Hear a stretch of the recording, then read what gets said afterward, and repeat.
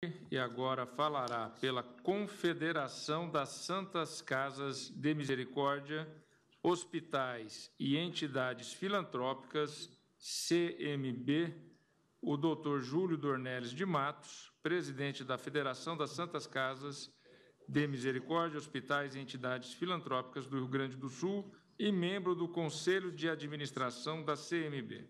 Passa aqui na lateral, né? Ou aqui. Isso aqui eu miro para onde? Para cá?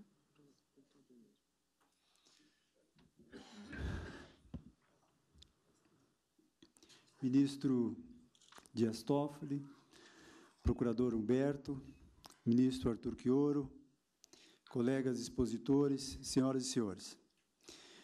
Falo aqui, Ministro Dias Toffoli, em nome da Confederação das Misericórdias do Brasil, entidade que congrega as 2.100 unidades assistenciais sem fins lucrativos brasileiros, precursoras na assistência médica hospitalar no país. Primeira unidade hospitalar de 1548, que durante séculos respondeu pela assistência social na sua plenitude no país. E que, a partir de 1988, passou a contar, de uma maneira determinante, com o Sistema Único de Saúde. Portanto, o Sistema Único de Saúde, ele é absolutamente imprescindível para as Santas Casas e os hospitais filantrópicos brasileiros. Portanto, somos defensores irrenunciáveis do SUS. E mantemos com o sistema um relacionamento pela lei obrigatório de 60% para ser reconhecida como entidade filantrópica, mas mais do que isso pela função social que desenvolvemos.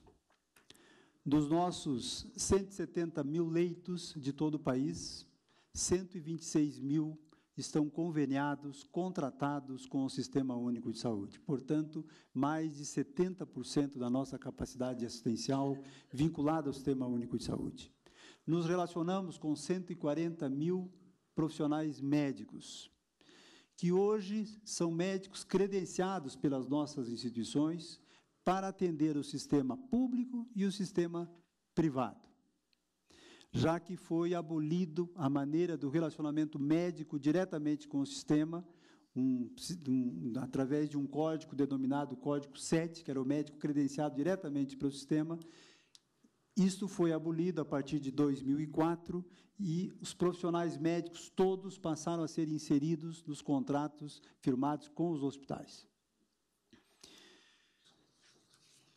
56% das nossas instituições estão localizadas em municípios com até 30 mil habitantes, sendo que em mais de 1.000 municípios é a única unidade assistencial ali existente. Aqui, apenas como informação que eu deixo, das 11 milhões de internações no ano de 2012, o último dado que nós tínhamos consolidado, 4.554.000 foram realizadas pelas nossas instituições, 41% das internações. Mas, se nós considerarmos todo o processo assistencial desenvolvido ao Sistema Único de Saúde, mais de 50% de toda a assistência SUS ambulatorial, serviço auxiliar de diagnóstico e tratamento, internações hospitalares, são desenvolvidas pelas nossas instituições ao Sistema Único de Saúde. E que tem, com as nossas instituições, já foi dito aqui, uma relação severamente deficitária, em que para cada R$100 de custos que nós temos para assistir um paciente para o Sistema Único de Saúde, nós somos remunerados de R$60. Temos um déficit de R$40 em cada 100, que somadas consolidadamente pelos balanços contábeis das nossas 2.100 unidades assistenciais no país, a cada ano as nossas instituições filantrópicas têm um déficit acumulado de R$5 bilhões e 100 milhões a cada ano. e que já levou, ao longo dos tempos, o endividamento das nossas instituições superior a 15 bilhões de reais. Poderá-se dizer, mas por que permanecer no SUS? Porque o SUS, para nós, também faz parte da nossa missão. E, de origem, tem uma vinculação social determinante. E por isso que nós defendemos o SUS na sua dimensão maior. Temos tido, ministro Arthur Quiorio, importantes avanços junto ao gestor federal. O ProSUS, que trata das nossas dívidas tributárias federais, foi um importante avanço, está agora sendo regulamentado conclusivamente, reconhecemos isso. Tivemos uma primeira iniciativa para cobrir esse déficit no ano passado, na ordem de 1 bilhão e 400 milhões de reais. Nós precisaríamos avançar nesse ano mais uma etapa para resolver a questão importante que nos prejudica enormemente ao longo do tempo. E nos deparamos com esse fato jurídico, opção por diferença de classe em regime de internação hospitalar. E nós entendemos essa questão, ministro, como de muita importância, e o contexto que o próprio Supremo traz nos também leva a isso. O mecanismo de contratualização que nós temos hoje com o Sistema Único de Saúde, ele é um mecanismo para assistência da média complexidade, que é praticamente 80% de tudo que fizemos para o SUS. Ele é um mecanismo de orçamentação, em que nós somos orçamentados pela assistência que prestamos, considerando os serviços hospitalares como um todo e os serviços profissionais também com uma rubrica específica para tal. É um mecanismo de relacionamento que nós temos com o sistema hoje para assistência de média complexidade. E a assistência a alta complexidade, esta sim é remunerada de acordo com a produção efetiva que realizamos.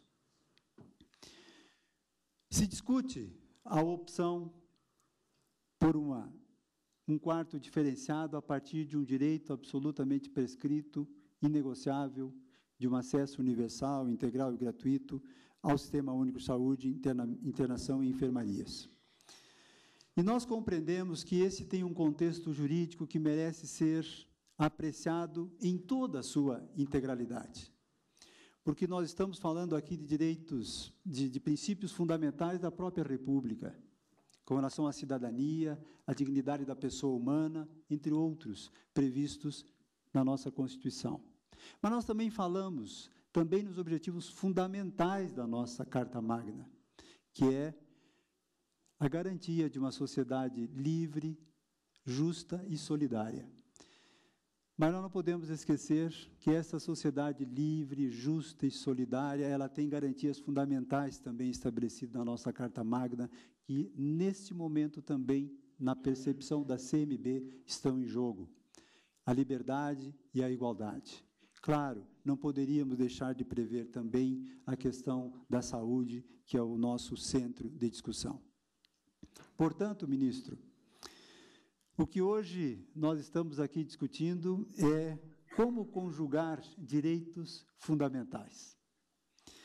O direito à saúde com autonomia e liberdade contratual, ou o direito à saúde sem autonomia e liberdade contratual. Na compreensão da CMB, são essas duas questões que nós precisamos resolver, na compreensão da CMB. Ambos princípios fundamentais constitucionalmente previstos. E na nossa avaliação, ministro, é necessário que se garanta uma democracia pluralista, com a inclusão da perspectiva de todos. Vimos isso como fundamental na decisão desse processo. E a posição da CMB, ministro, é favorável à diferença de classe mediante a adoção do princípio da proporcionalidade, que, conceitualmente, a gente pode tratar que os princípios que prescrevem a proteção tanto do interesse público quanto do interesse privado deverão ser ponderados por meio do princípio da proporcionalidade, afastando-se dogmas de sobreposições de um ante o outro. Em outras palavras, em sentido estrito, consiste o sopesamento entre a intensidade da restrição ao direito fundamental atingido e a importância da realização do direito fundamental que com ele colide e que fundamenta a adoção da medida restritiva. Em nossa avaliação, os fundamentos da medida restritiva, que proíbe a diferença de classe, não têm peso suficiente para restringir um direito fundamental. Nesse sentido, ministro, na ponderação para a aplicabilidade do princípio da proporcionalidade, a CMB defende, de uma maneira muito clara, que se verifique os 3 elementos que dão dimensão a esta decisão: o fato, a norma e o valor a ser aplicado. Na ponderação, nós entendemos que não se pode abrir mão do acesso universal e igualitário sobre regulação do gestor. O direito à opção por uma diferença de classe, podendo se dar somente depois do paciente acessar o âmbito hospitalar, cumprindo todas as normas regulamentares do sistema. Contrato com profissionais do corpo clínico do hospital e que atuem rotineiramente no Sistema Único de Saúde. Que haja também parâmetros com relação a honorários e a serviços hospitalares. Também defendemos que isso é importante. E um termo de adesão livre, consensado, após acesso, acompanhando a autorização da internação hospitalar. Todos esses aspectos, ministro, na nossa avaliação, são perfeitamente reguláveis pelo gestor público, se assim for essa decisão. Não há motivação contrária que possa ser diferente disso.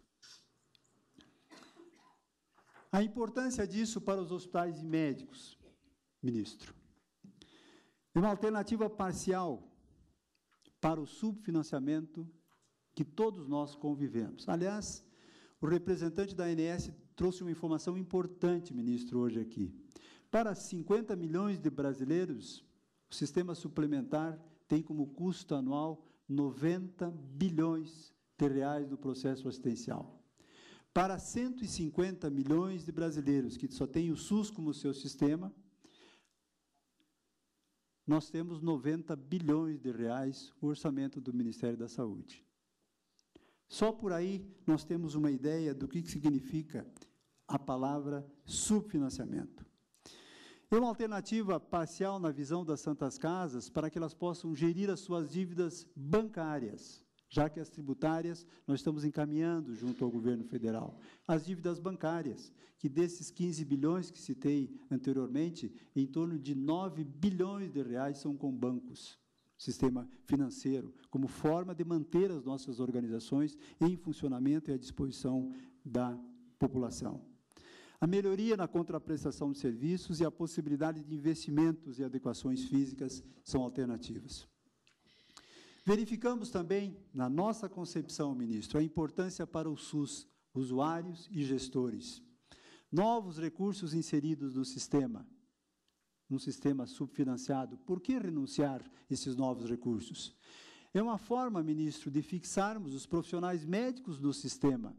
Temos dificuldades, já se falou aqui hoje, da contratação de profissionais para atender o Sistema Único de Saúde. Esta é uma forma de trazer, quem sabe, os profissionais e fixá-los no sistema.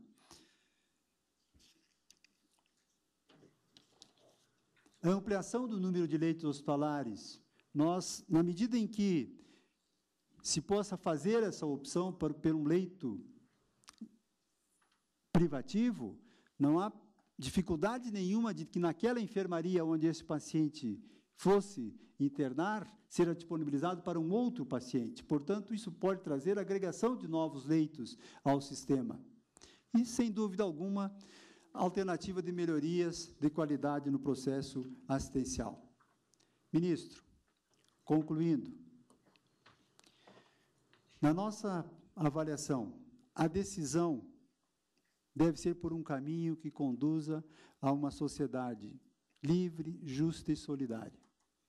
Livre, na medida em que se garanta a autonomia do cidadão de fazer as suas escolhas e contratar da forma que melhor lhe aprouver.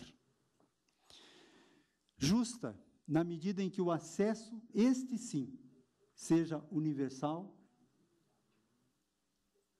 e regulado pelo gestor. E solidária, na medida em que quem tem recursos pode também estar contribuindo para que outros que fazem uso exclusivamente do Sistema Único de Saúde tenham melhores condições assistenciais do que não estas que nós vimos no início dessa nossa audiência. Muito obrigado. Agradeço ao Dr. Júlio Dornelles de Matos.